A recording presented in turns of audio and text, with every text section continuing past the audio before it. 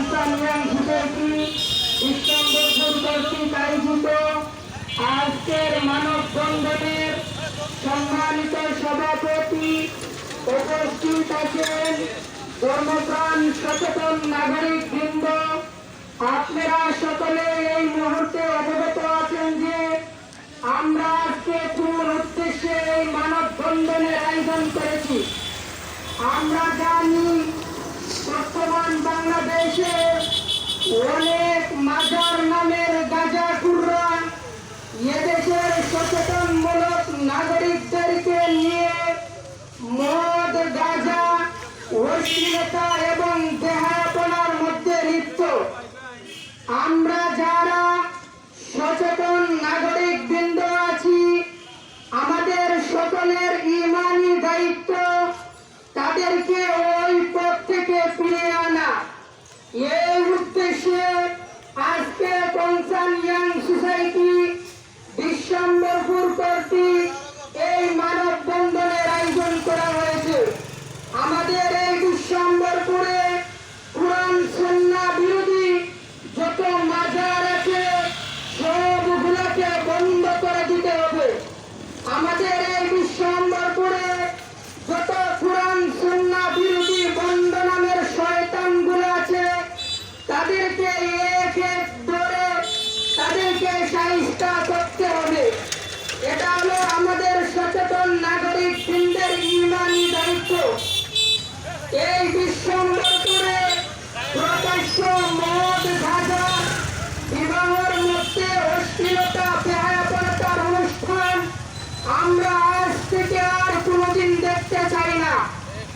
এই বন্দা নামের যত মাজারগুলো আছে, বন্দা নামের যত বিবাহ অনুষ্ঠানগুলো আছে, ওইগুলাকে আমরা আজকের ওই কনসার্নিয়ান সোসাইটি মানববন্ধন থেকে হুঁশিয়ার করে দিতে চাই।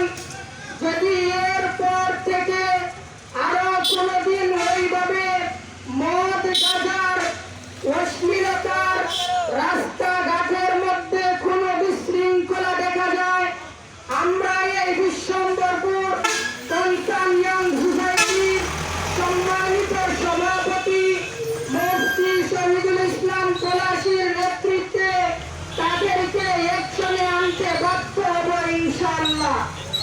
সম্মানিত সচেতন বৃন্দ, আপনারা অবগত আছেন যে আমাদের এই বিশ্বম্বরপুর পবিত্র মাটি যারা এই মদ, গাঁজা, অশ্লীলতার মাধ্যমে অপবিত্র করতে চায়, আমরা তাদেরকে হুঁশিয়ার করে দিতে চাই।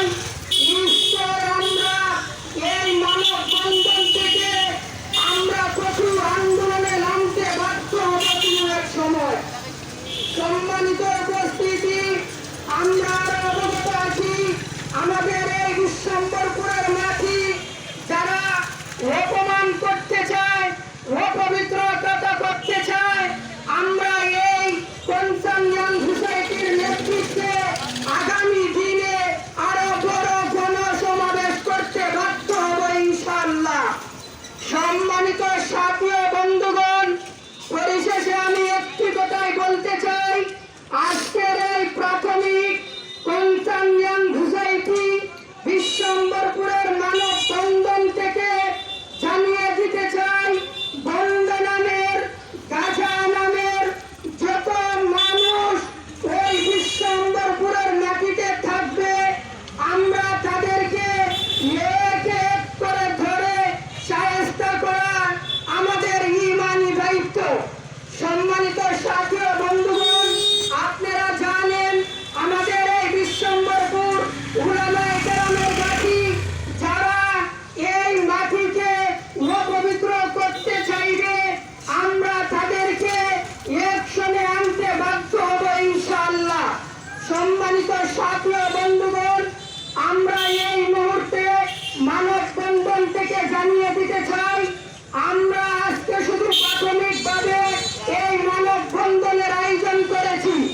যদি এই মানববন্ধন থেকে হুঁশিয়ার না হয়, আমরা তাদেরকে প্রশাসনের মাধ্যমে, বিশ্বম্বরপুরের উলামায়ে কেরামের মাধ্যমে, মুফতি শহীদুল ইসলাম পলাশীর নেতৃত্বে ইনশাআল্লাহ।